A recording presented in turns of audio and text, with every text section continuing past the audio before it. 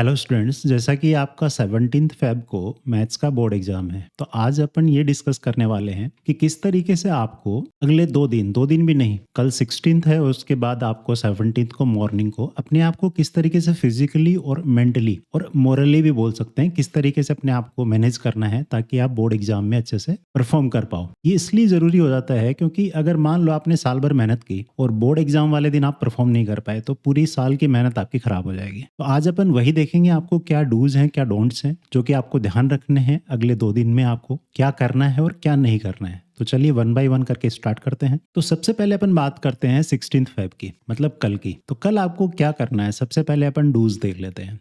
सबसे पहले आपको फॉर्मूलाज रिवाइज करने हैं, जितने भी फॉर्मूला हैं आपके मैथ्स के वो सारे के सारे रिवाइज करने हैं 1-2 घंटे में। और आपने कुछ एक समरी शीट भी बनाई होगी ना हर चैप्टर की, जिसमें जो कॉन्सेप्ट्स वगैरह हैं वो आपने लिखे होंगे। अगर नहीं बनाई है तो भी आपका एक मेंटली आपको पता होगा कि इस चैप्टर में कौन से कॉन्सेप्ट्स हैं। तो आपको अगर किसी कॉन्सेप्ट को अगर ऐसा लग रहा है कि उसके रिवीजन की जरूरत है तो आप उस पर बेस्ड एक क्वेश्चन सोल्व करेंगे, ठीक है। ये सारा सिलसिला आप शाम को 6 बजे से पहले सारा सब कुछ कर लेंगे। 6 बजे आप बुक्स बंद कर देंगे। ये इसलिए जरूरी है क्योंकि आपके माइंड को रेस्ट चाहिए एग्जाम से पहले। जो साल भर आपने मेहनत की है उस मेहनत का आउटपुट लाने के लिए आपके माइंड को रेस्ट चाहिए एग्जाम से पहले। तो आपको 6 बजे बाद में बुक्स को हाथ नहीं लगाना है। उसके बाद आपको रात को सोने से पहले अपना admit card, ID, stationery item, pen, pencil, geometry box, ये सब आपको पैक कर लेने हैं। नेक्स्ट सबसे इंपॉर्टेंट बात है भाई, आपको 10 बजे तक सो जाना है। मैं ऐसा इसलिए बोल रहा हूँ क्योंकि आपको एग्जाम डे के अंदर आपका जो माइंड का जो रीजनिंग पार्ट है, क्या लॉजिकल पार्ट है, उसको आपको काम में लेना है।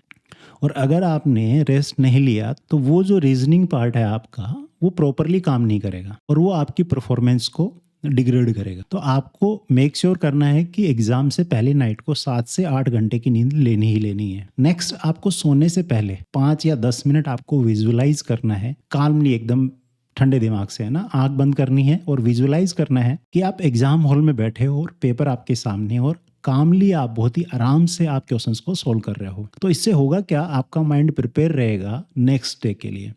जब एग्जाम पेपर आपके सामने आएगा तो आपके लिए बड़ा ही इजी रहेगा क्योंकि माइंड को पहले से पता है कि ये चीज़ होने वाली है, तो आप पैनिक नहीं करेंगे, ठीक है। तो आपको एक विजुअलाइज भी करना है अपने आप। अब बात करते हैं डोंट्स की। ध्यान रखना है कल कोई भी ऐसा टॉपिक जो आपने आज तक नहीं पढ़ा, मतलब 15th फेब है आज, तो आज तक जो भी टॉपिक नहीं पढ़ा वो कल आपको उठा के नहीं देखना है कि मैं उसको कल क्लियर कर लूंगा। नहीं, अगर कोई टॉपिक आपका क्लियर नहीं है तो कल आपको वो टॉपिक क्लियर नहीं करना है क्योंकि उसके चक्कर में आप बाकी चीजों को बिगाड़ दोगे, क्योंकि आप जो है वो पैनिक कर जाओगे। नेक्स्ट, आपको अपने फ्रेंड्स को कॉल करके ये नहीं पूछना है कि भाई तेरी तैयारी कैसी हो गई और उसने ऐसा बोल दिया बड़ी ही शानदार है, 100 आउट ऑफ 100 लेके आऊंगा, तो आप उससे आप अपने आप को कंपेयर करोगे और कंपेयर करोगे तो आपको लगेगा इन्फीरियरिटी कॉम्प्लेक्स और आपको लगेगा कि यार मेरी तो इतनी अच्छी तैयारी नहीं है और आप पैनिक करोगे और ये भी आपकी परफॉर्मेंस के लिए ठीक नहीं है। तो आपको एकदम चिल रहना है। कल आपका जो आपको रिवीजन करना है और आपको जो फॉर्मूला रिवाइज करने हैं वो आपको करना है। उसके अलावा आपको किसी को फोन करके पूछने की जरूरत नहीं है कि तेरी तैयारी कैसी है। दूसरा, आपको कल ध्यान रखना है कि ड्यूरिंग डे 12 बजे के बाद आपको कैफिनेटेड ड्रिंक्स नहीं लेनी है। जैसे पेप्सी है, 7 अप है, इनमें सब में कैफीन आती है, कॉफ़ी मिली हुई आती है। और आपको चाय, कॉफ़ी ये सब 12 बजे बाद नहीं लेनी है क्योंकि अगर ये 12 बजे बाद लोगे तो रात को सोने में ये आपको डिस्टर्ब करेंगे, तो आपकी जो स्लीप है वो प्रॉपरली कंप्लीट नहीं हो पाएगी। ओके, नेक्स्ट अपन बात करते हैं एग्जाम वाले दिन सुबह मॉर्निंग के। सबसे पहले आपको जो भी एग्जाम में जाने से पहले खाना है वो एकदम लाइट फूड लेना है ना। ग्रीजी या ऑयली फूड नहीं लेना है कि वहाँ आलू के पराठे खा के आप सो रहे हो, क्योंकि ऑयली और ग्रीजी फूड से जो ब्रेन है वो स्लीपी हो जाता है और आपको तो माइंड को अटेंटिव रखना है ना उस दिन। तो आप सिंपली टोस्ट, फ्रूट, पोहा ना, इडली, ये सब लाइट और न्यूट्रिशियस फूड आपको करना है, ठीक है।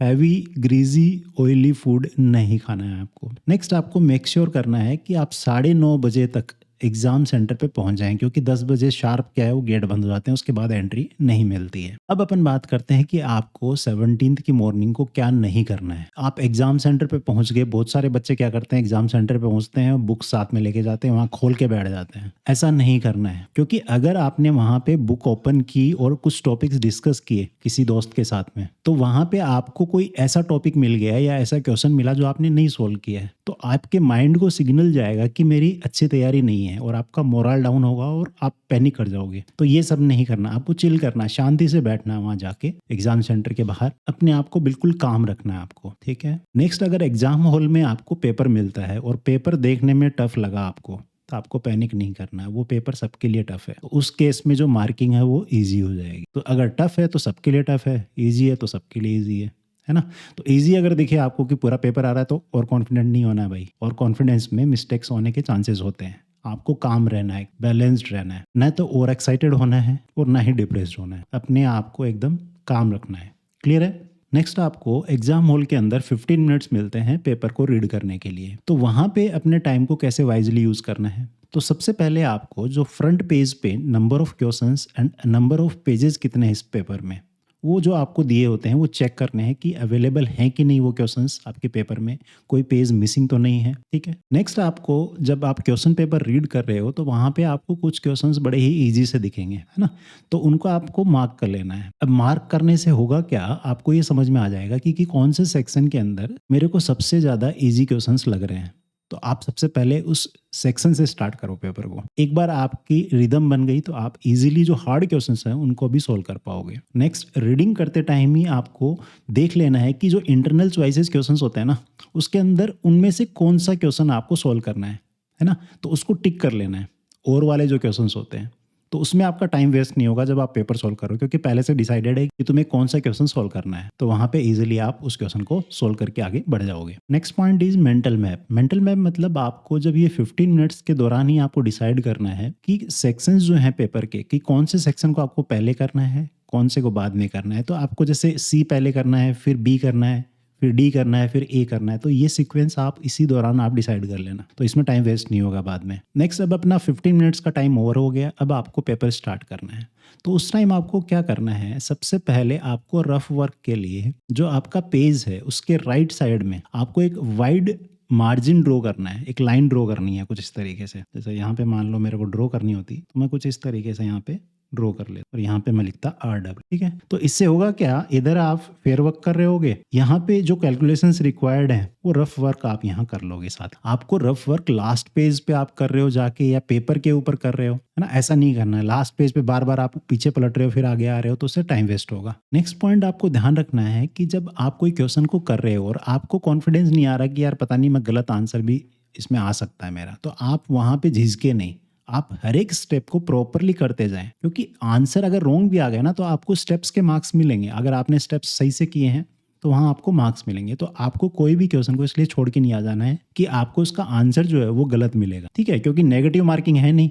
दूसरा ये चीज़ ध्यान रखना है, MCQs में नेगेटिव मार्किंग नहीं है। अगर नहीं भी आ रहा है तो भी आपको आंसर करके आना है, वहाँ हो सकता है तुक्के से सही हो जाए, है ना। क्योंकि आज जो अपन स्ट्रेटेजी डिस्कस कर रहे हैं यहाँ पे अपन डिस्कस ही ये कर रहे हैं कि किस तरीके से अपनी परफॉर्मेंस को अपने को मैक्सिमाइज करना है ना।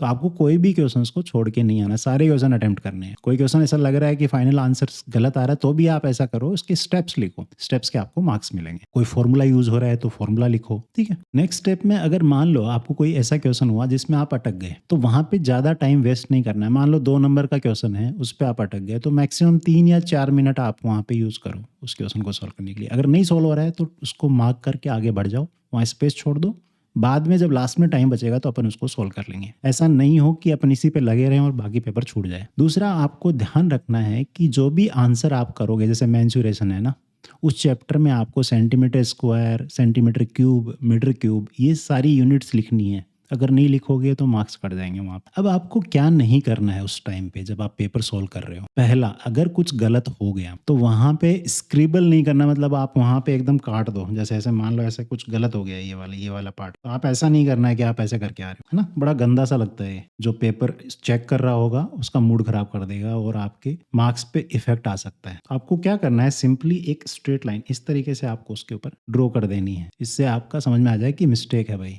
गंदा भी नहीं लगेगा। नेक्स्ट, आपको कोई भी जो क्वेश्चन है उसको छोड़ के नहीं आना है, सारे क्वेश्चन अटेम्प्ट करने हैं, खासकर MCQ, असेसन रीजनिंग वाले, क्योंकि नेगेटिव मार्किंग तो है नहीं, है ना।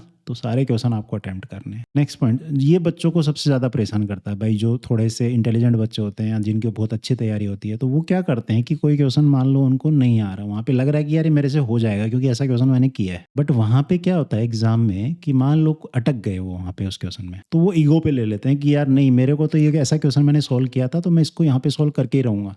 ऐसा नहीं करना है भाई, टाइम वेस्ट नहीं करना है, वहाँ पे ईगो पे नहीं लेना है, क्योंकि जब फाइनल रिजल्ट आएगा तो वहाँ पे कोई नहीं पूछेगा कि आपको तुमने जो क्वेश्चन ईगो पे लिया था वो सॉल्व हुआ कि नहीं हुआ, वहाँ पे टोटल ओवरऑल मार्क्स देखे जाएंगे। तो किसी क्वेश्चन को ईगो पे लेके आपको नहीं लगे रहना है कि यार ये करके ही रहूँगा और उस पर आपने 15 मिनट वेस्ट कर दिए, पेपर छूट जाएगा, ओवरऑल आपकी परफॉर्मेंस है वो बिगड़ जाएगा। अगर आप अच्छे से ट्राई करो, पहले 3-4 मिनट दो उसको, अगर नहीं हो रहा तो मार्क करके आगे बढ़ जाओ, उसके बाद जब लास्ट में टाइम बचेगा तो वापस आ जाएंगे आप उस क्वेश्चन के ऊपर। क्लियर है? तो चलिए, ये कुछ पॉइंट्स थे जो आपको हेल्प करेंगे अपने आप को मैनेज करने के लिए अगले 2 दिन के लिए, कल और परसों सुबह के लिए। आज 15 तारीख है भाई, है ना? और ये सारे पॉइंट्स अगर आप फॉलो करोगे तो गारंटेड आपकी जो परफॉर्मेंस है वो इम्प्रूव होगी। तो चलिए मिलते हैं 17th को शाम को, और 17th की इवनिंग को अपन डिस्कस करेंगे कि किस तरीके से अपन अगले 7 डेज, क्योंकि उसके बाद साइंस का पेपर है ना, तो 7 डेज में अपन किस तरीके से कंप्लीट साइंस का रिवीजन करेंगे। साथ के साथ में वहाँ पे मोस्ट इंपॉर्टेंट क्वेश्चंस के वीडियोस भी डालूंगा, है ना।